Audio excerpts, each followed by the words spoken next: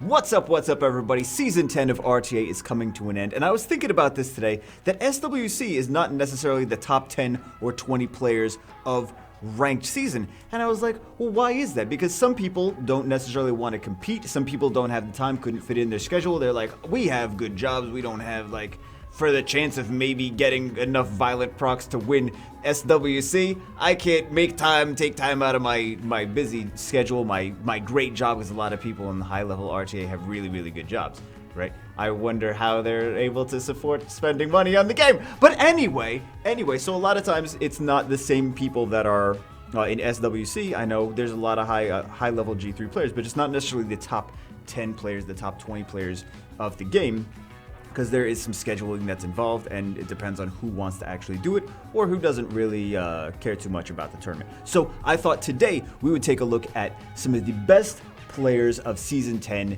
in RTA. First match, this is, I think they're ranked 7 right now, the Ferris wheel one. This is the crazy account that we saw. There was a video that I was like, look at all these crazy Nat 5s, like all Light Dark Nat 5s. Like, so much money spent on this account. It was crazy. So this is them, and they're having no problem picking all of the Light Dark Nat 5s. So just went for skill 3 instead of going for the skill 2, because Triana didn't have the immunity, right? So just went for straight off for the skill 3. I'm sure there was a reason for it. Saving it for now. Okay, so just picks all Light Dark Nat 5s. Well, I mean, what was I expecting? Of course they're gonna pick all Light Dark Nat 5s. So I'm trying to remember. I don't remember what any of these runes were. They were good, but I don't remember what any of the runes were specifically. So another, man, this Josephine is just as strong as the Light Dark Nat 5. She really is. I mean, you look, everything stuns. Everything stuns. I would be so scared to go. I'm always so scared to go into Viva Shells. Like, I can't fight Viva Shells. Yeah, that's exactly how I would handle a Viva Shell too, is I would just reset her. So really strong. That bomb's gonna tick off. The Josephine's getting good stuns though on the she's taken out a few units. She took out the Gianna. I mean, not took out, but she stunned the Gianna. She stunned the Tian Lang as well. A little bit of damage onto the Viva Shell. How much CC? Josephine's so strong. She really is. So strong. And all of that up again. But Tian Lang, does Tian Lang have a second skill right now? It's crazy how much CC, the little first skill, the CC, there's Josephine is stunning more than the Tian Lang skill too. If you look at it, it's crazy. Okay, so Tempting Dream didn't get anything, but I saw the harp had got it. Okay, so now the Ganymede is out, so now things are going to be able to get their third skills. Didn't quite get the Viva Shell, and didn't go for the kill on the Viva Shell. Is he going to go for the kill now? No, he doesn't. An additional turn, which means Viva Shell. See, is that... I feel like that was a misplay. That I wouldn't have played it like that. I would have gone for the kill on the Viva Shell. You have the kill. Now she's still alive. So you had the opportunity to kill and didn't take it. Not that maybe it's not my place to critique or judge, but I feel like if anything I've learned from Summoner's War, it's always go for the kill shot. Always go for the kill shot. You think it's gonna die, and then something happens, and RNG happens, and it doesn't die. So this Dark Paladin is gonna hit so hard right now. This Dark Paladin is gonna just go crazy, go nanners. Well, with a defense break, it's gonna one-shot things. Look at how much turns Josephine is getting, how much CC Josephine is getting with the first skill, with the second skill. Look at that. Okay. Dark Paladin, like I said, Dark Paladin's... Bye-bye. Bye-bye. Bye-bye, Dark Paladin, so strong. Okay, so yeah, that's rank 7 player. Two Love versus Archer. So Two Love is right now, it's nice to see Archer at G3 again. Two Love is rank 12 currently. So, rank 12, been around for a long time. He's always been G3, like, non-stop. He's probably finished Legend in regular arena as well. Two Love. I believe Asia server. There's a few Asian servers. There's Korea, there's Japan, China, and Asia. So, yeah. But I think he's actually Asia.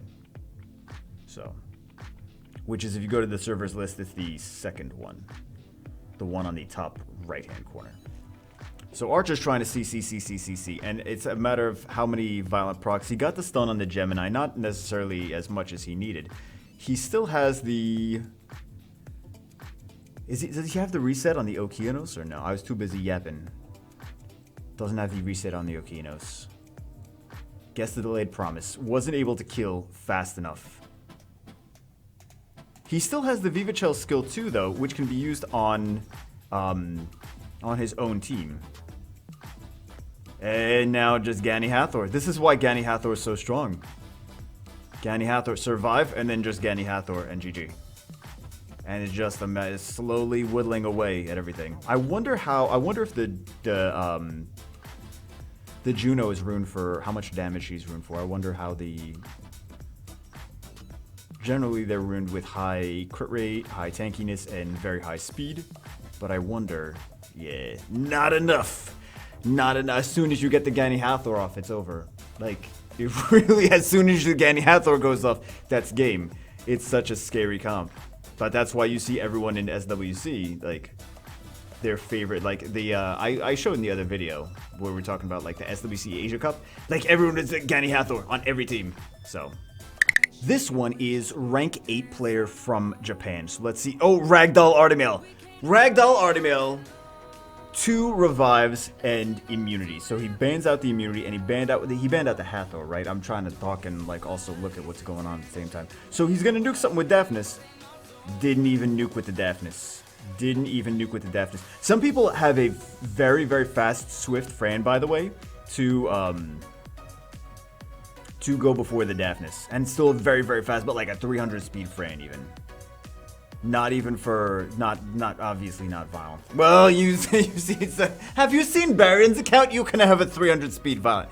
That's besides the point. Well, maybe not besides the point, but yeah, you can have a 300 speed violent, which is pretty crazy. But yeah, I'm talking about a Swift Fran. Some people do Swift Frans. So doing enough damage to the Daphnis to kill. I mean, Ragdoll Artemail, we know why they're top 10. They rank 8, so no surprise. What did they hold on? What did they ban out if they let the Ragdoll Artemail through? Oh, they banned out the Wusa.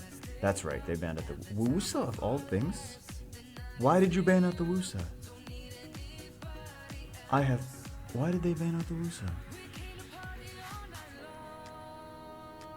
Why'd they ban the Wusa? I'm actually like I don't know why they banned out the Wusa. That's interesting.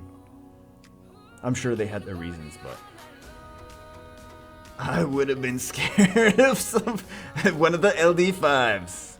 But see, they let the toxic combo of, and they also have the Artemail the defense buff from the Tyrannus with the Artemail.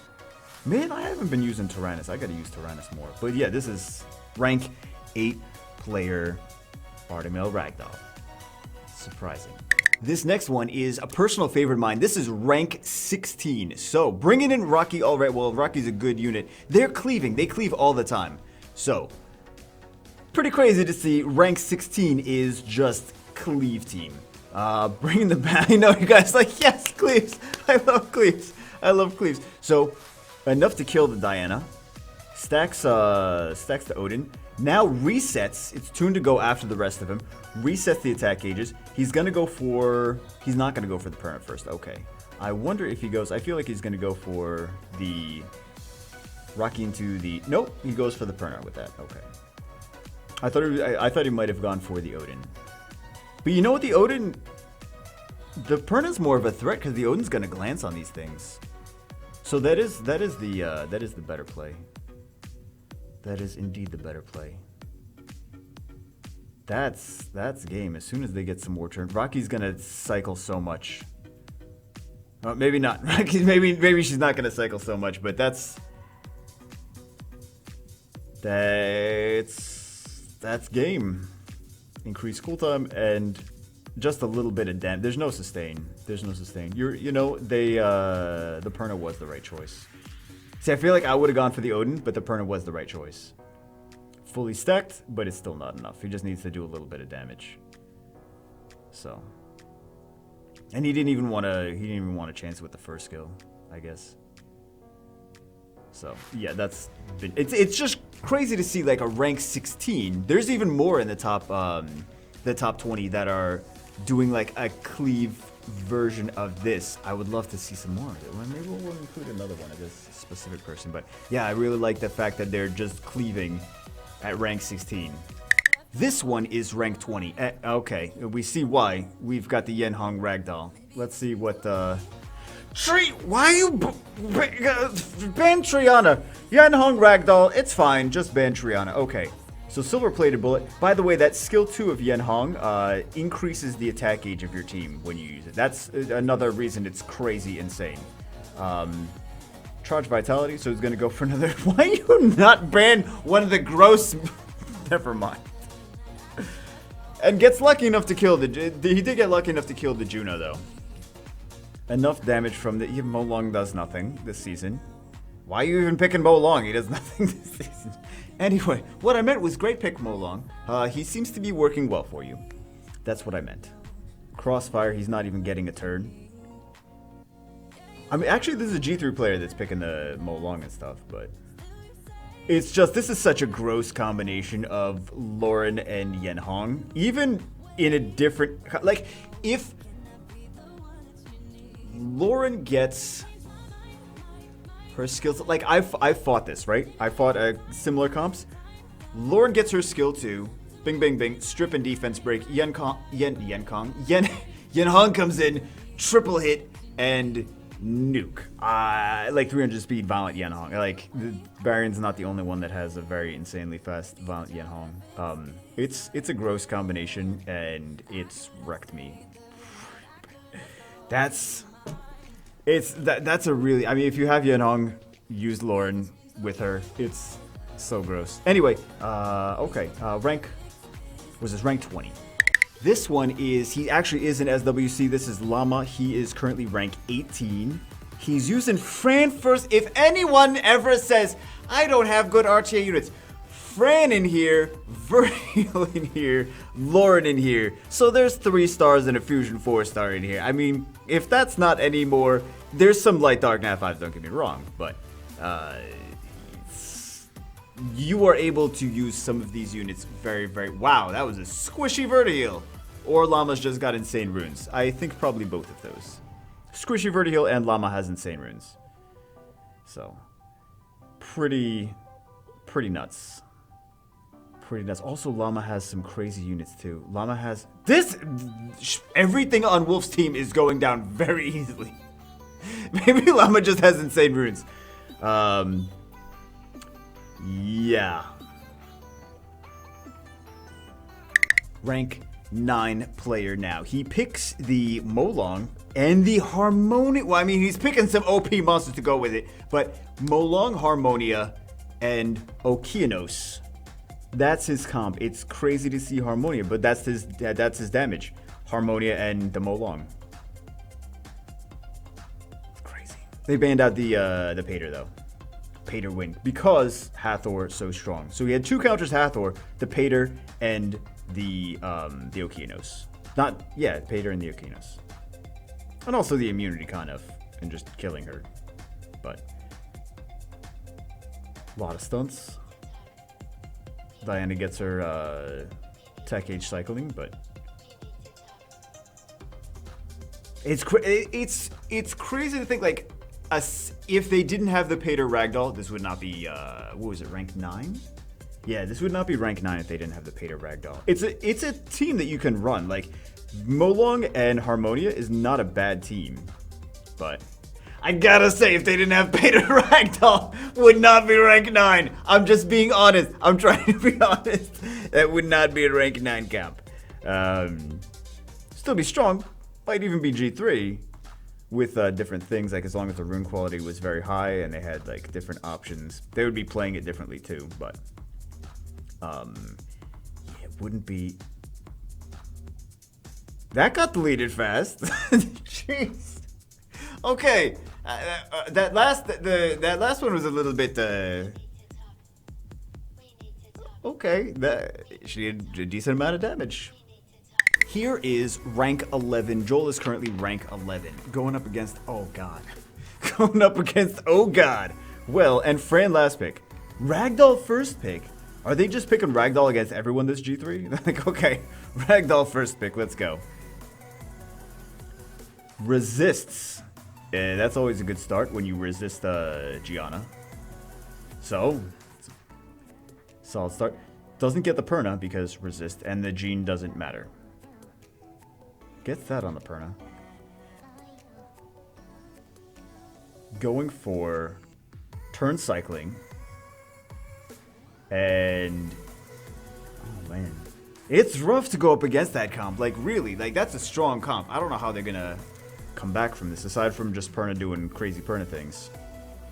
Also, Perna in G3, Perna isn't seen that much this. I mean, Perna's still seen, don't get me wrong. Perna's still seen, but there's just so many strong things against Perna.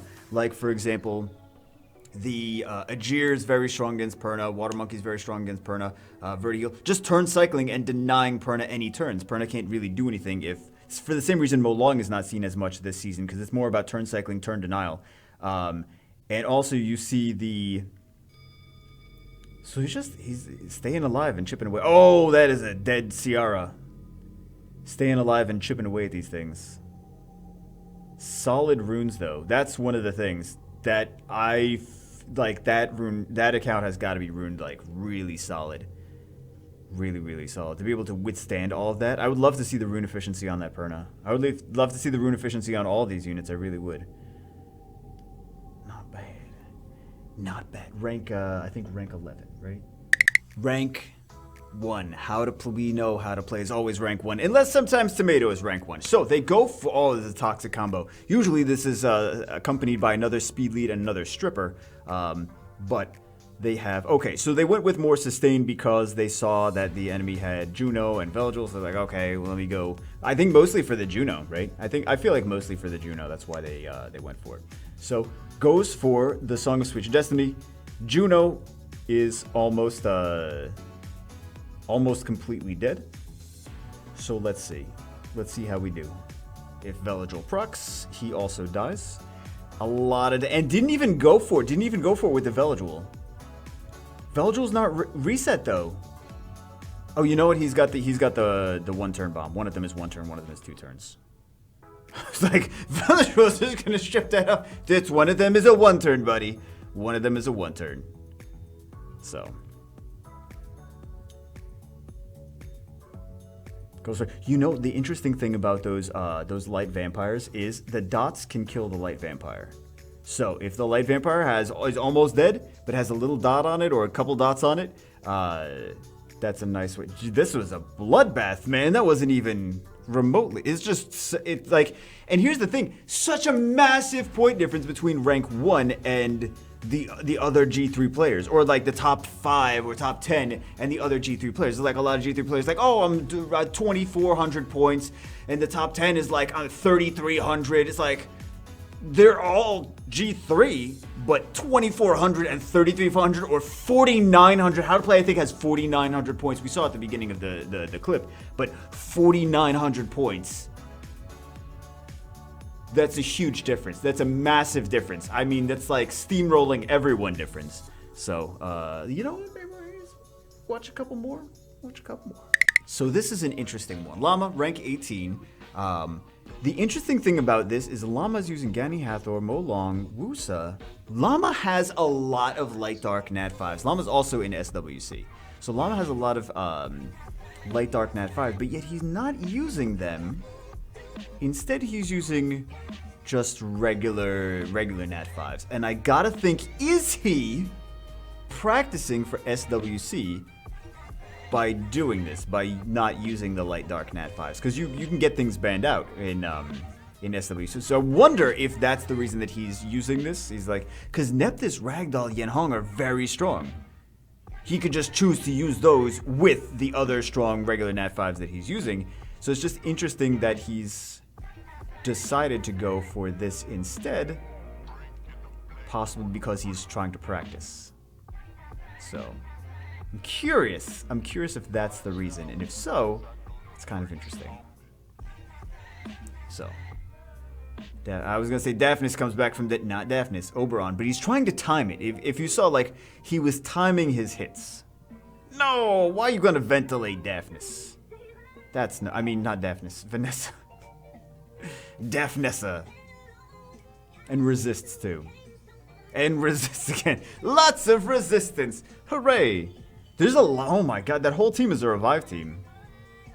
Death prevention revive. Hey, you know what would have been great against that? Rocky would have been strong against that. Rocky would have been very strong. Interesting comp though. But the other player is the Chinese player is a G1 player, not like G3. So just interesting. I just thought it was interesting, like the choices that he's picking, since he has so many LD Nat 5. Maybe not so many, but he's got an assortment of LD Nat 5s, and he chose to go for the regular Nat 5s.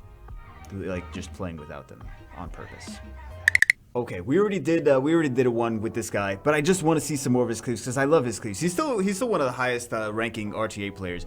I just want to see some more of his cleaves. Bans the Ciara, so bans. He still has the Daphnis to contest, but it's hard to get Daphnis fast. Daphnis base speed is only 98, so it's really hard to get Daphnis very fast while still also having a lot of crit rate, a lot of crit damage, a lot of attack, a lot of accuracy. Daphnis is if you can make a good Daphnis, you kind of deserve to win the game by that. So a lot of turn cycling though, a lot of turn cycling with all the attack gauge boost, and then also the whatchama dude, the tableau.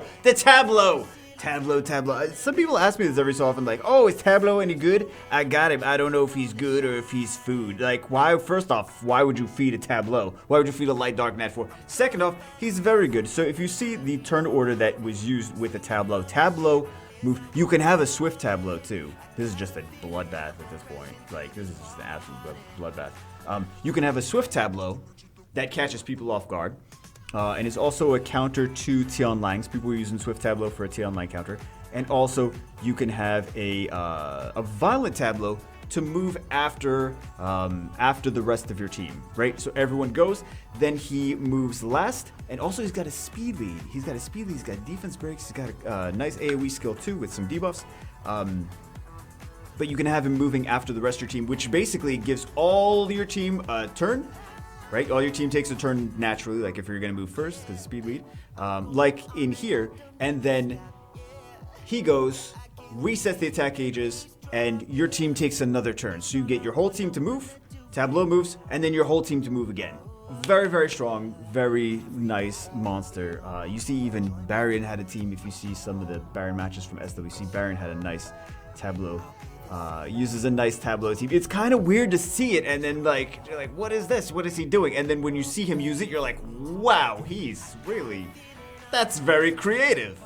So now other people have started using it too because it was a very strong team, but it takes really crazy rune requirements to make that work. So anyway, guys, that's it for this one. I just wanted to show you. I wanted to show some more of them, but it's hard to find some of the matches every so often. Some of them delete, like some of the top players delete their matches because they don't want people knowing what they use. And then not everyone is playing at any given time of day. So I just wanted to show you guys what some of the top 20 players in RTA, what comps they're running. Anyway, hope you guys enjoyed it. That's it for this one. I will see you as always in the next one.